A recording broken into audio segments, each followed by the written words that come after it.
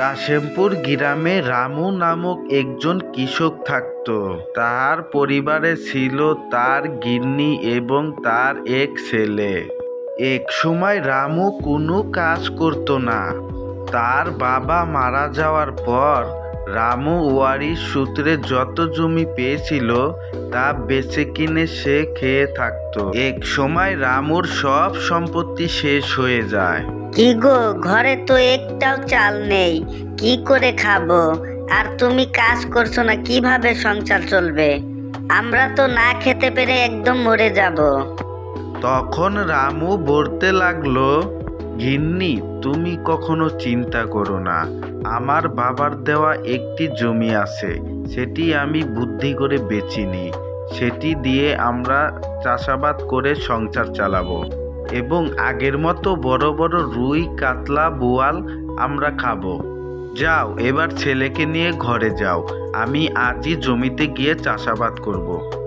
এই কথা বলে রামু জমিতে চাষাবাদ করার জন্য রওনা দিল। রামু তার জমিতে হাড় ভাঙ্গা পরিশ্রম করে ফসল ফলাচ্ছিল এবং সে বুঝতে পারল তার জমির ফসল ভালো হয়নি।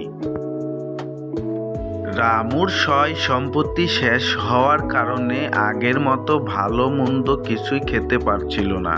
কোনো রকম ডাল ভাত খেয়েই খিদে নিবারণ করত তার পরিবারকে নিয়ে। একদিন তার ছেলে খাবার ফেলে উঠে বলতে লাগলো, বাবা বাবা, রোজ রোজ ডাল ভাত খেতে ভালো লাগে না, আমি ইলিশ মাছ দিয়ে ভাত খাবো। তখন রামু বলতে লাগলো, ঠিক আছে বাবা, তোমাকে ইলিশ মাছ কিনে এনে দেব। আমি ফসল ফলাচ্ছি, ভালো ফসল হলে বাজারে বিক্রি করলে তোমার জন্য ইলিশ মাছ কিনে নিয়ে আসবো। কিছুদিনের মতো কোনো রকম খেয়ে বাঁচো বাবা। কয়েকদিন পর রামু দেখতে পেল তার সব ফসল নষ্ট হয়ে গেছে। হায় হায় হায়, আমার কি সর্বনাশ হয়েছে গো, কি সর্বনাশ হয়েছে! এখন আমি বাড়িতে কিভাবে মুখ দেখাবো? রামু অনেক দুঃখী মনে গ্রামের রাস্তা ধরে বাড়ির উদ্দেশ্যে রওনা দিচ্ছে। বাড়ি ফেরার পথে রামু গ্রামের রাস্তা ধরে যখন যাচ্ছিল, সে ক্লান্ত হয়ে একটি নদীর পাশে বসে পড়ল। তখন এক সাধু বাবা তার কাছে এলো এবং তাকে বলতে লাগলো, কি হয়েছে তোমার?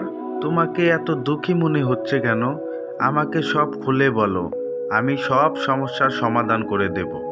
রামু তখন সাধু বাবাকে সব কিছু খুলে বলে এবং সাধু বাবার রামুর প্রতি অনেক দয়া হয় এবং সাধু বাবা রামুকে বরও দেয়।